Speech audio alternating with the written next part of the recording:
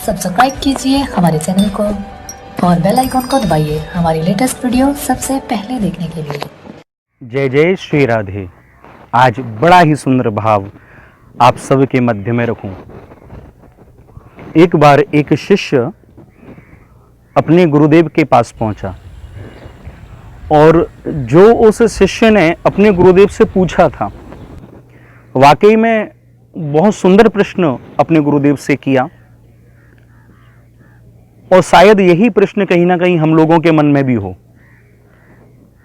अपने गुरुदेव से पूछता है शिष्य कि गुरुदेव, मैं एक बात जानना चाहता हूं। मैंने इतनी कथाएं सुनी, मैंने इतनी बुक पढ़ी और उन सब में मैंने ये सुना कि जो जीसस थे, जीसस की जब मौत हुई, मृत्यु हुई थी, उस समय जो उनके अनुयायी नहीं थे, उनसे जो ईर्षा करते थे, उन लोगों ने उनके हाथ में वो कीलें गाड़ दी थी, उनके पाँव में कीलें गाड़ दी थी और उनके हाथों से, पाँव से रक्त बह रहा था। उसके बावजूद भी जीसस के चेहरे पर मुस्कुराहट थी, कोई दुख नहीं था, कोई शोक नहीं था। और वहीं श्री गुरु गोविंद सिंह,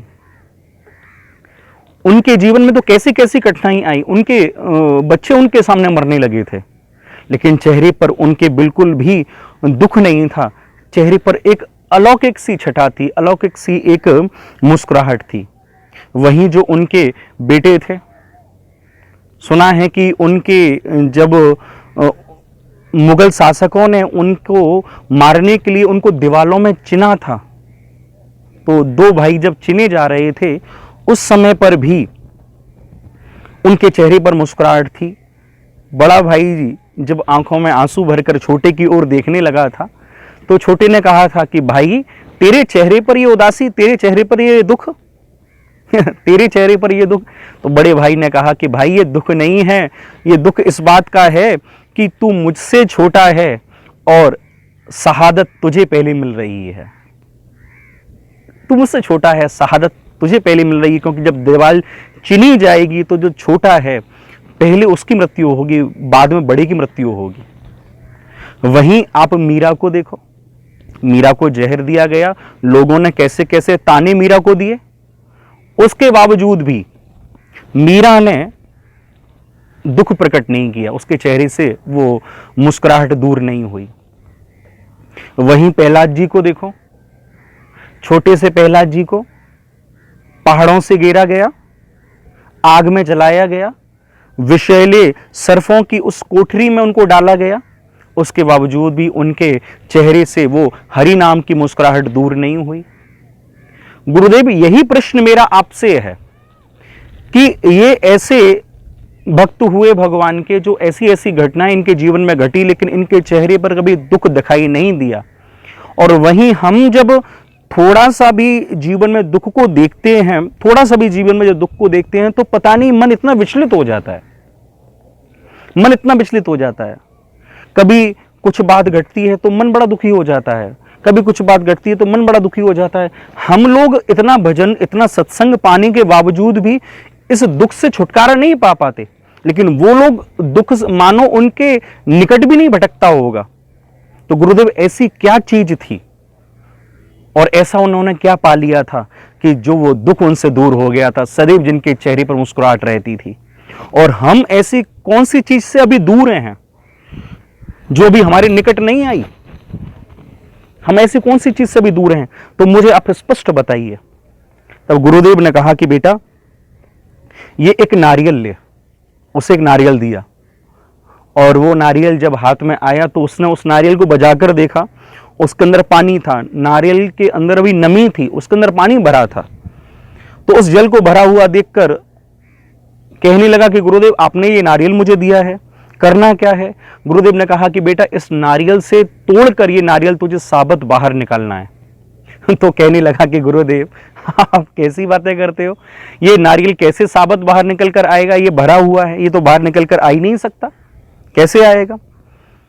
तो गुरुदेव ने कहा कि मैं तुझे कुछ और देता हूं, और वहीं फिर एक दूसरा नारियल दिया, जो नारियल सूख चुका था, उसमें जल नहीं था, नमी नहीं थी, पूरा सूख चुका था।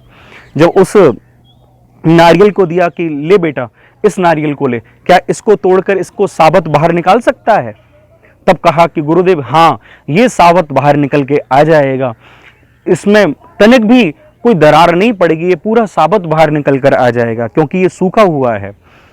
तो गुरुदेव ने कहा कि बेटा जैसे कच्चा नारियल साबत बाहर निकल कर नहीं आ सकता, वहीं पका नारियल साबत बाहर निकल कर आ सकता है, उसी प्रकार कच्ची भक्ति, कच्चा वह मार्ग तुम्हें उस दिशा तक, उस स्थिति तक नहीं पहुंचा सकता कि तुम इन सब चीजों से विचलित ना हो। जब तुम भी पक जाओगे, पूर्णतः पक जाओगे, लगे लगे इतना पूर्णतः पक जाओगे, तब तुमको बाहरी कोई भी परिस्थिति, कैसी भी परिस्थिति क्यों ना घटित हो, तो वो कभी तुम्हें दुखी नहीं कर पाएगी। आज स्थिति क्या होती है कि ना हमारा कुछ जाता है ना हमें कुछ मिलता है।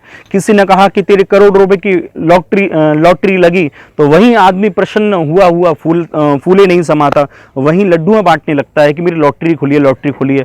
वहीं मानो अगले ही पल पता लगे कि लॉटरी खुली नहीं, वो तो गलती से छप गया था, तो वहीं वो रोने भी लगता है।